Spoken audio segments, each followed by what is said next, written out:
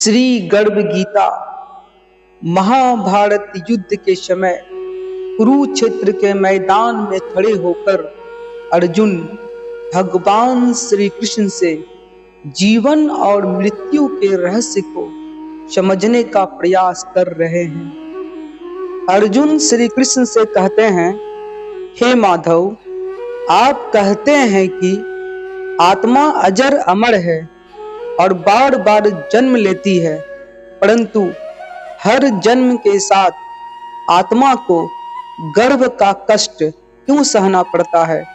इस जीवन मरण के चक्र का क्या कारण है? श्री कृष्ण मुस्कुराते हुए कहते हैं, हे पार्थ, आत्मा जन्म और मृत्यु के बंधन में अपने कर्मों के कारण बंधी है। जब जीव गर्भ में होता है तब वह अपने पूर्व जन्म के सभी कर्मों को याद करता है और उस पीड़ा को महसूस करता है जिसे वह भोगने के लिए बाध्य है। अर्जुन आश्चर्यचकित होकर कहते हैं, हे प्रभु, गर्भ में आत्मा की क्या स्थिति होती है और क्या वह उस अवस्था में भी सोचने और प्रार्थना करने में सक्षम है?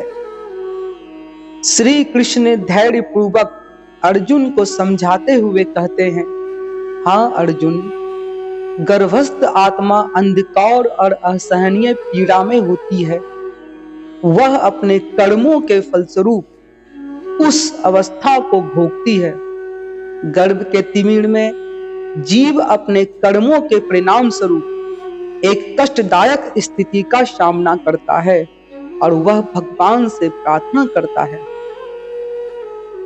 गर्भस्थ आत्मा कहता है, हे प्रभु, मैंने कौन से कर्म किए हैं जो मैं इस अंधकार में पड़ा हूं? मुझे मोक्ष का मार्ग दिखलाइए। मैं आपके चरणों की शरण में आना चाहता हूं। यदि मुझे एक और अवसर मिले तो मैं सदैव सत्कर्म एवं भक्ति में रहूंगा। श्री कृष्ण कहते हैं, इस प्रकार गर्भस्थ जीव अपने जन्म से पहले ही भगवान से प्रार्थना करता है कि वह इस संसार के बंधन से मुक्त हो सके, परंतु जन्म लेने के बाद माया और इच्छाओं के प्रभाव से वह भक्ति का मार्ग भूल जाता है। अर्जुन श्री कृष्ण से पूछते हैं, हे प्रभु, तो क्या यह जन्म मरण का चक्र अनंत है? क्या इसका कोई अंत नहीं है? श्री कृष्ण कहते हैं, जीव आत्मा के इस चक्र का अंत तभी होता है जब वह अपनी आत्मा को परमात्मा से जोड़ लेती है। भक्ति, ज्ञान और कर्म का सही पालन ही आत्मा को इस बंधन से मुक्त कर सकता है। अर्जुन कहते हैं, हे मधुसूदन, कृपया आप मुझे बताएं कि प्राणी जब गर्भ योनि में आता है तो वह अपने किस गुण दोष के कारण आता है?